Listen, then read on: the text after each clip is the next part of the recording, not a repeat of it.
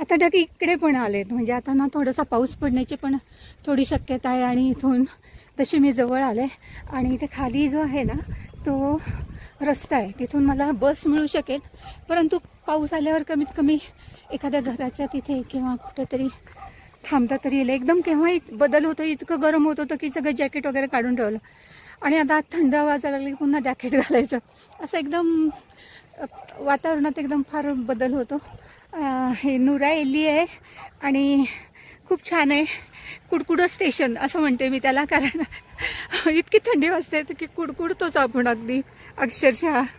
एकदम शिमला कुल्लू मनालीच वाटतं एकदम. हे त्याच्याच अपोजिट बाजूला, त्याच्या विरुद्ध बाजूला मी आले खाली उतरून. इथे पण सगळे चहाचे मळे आहेत.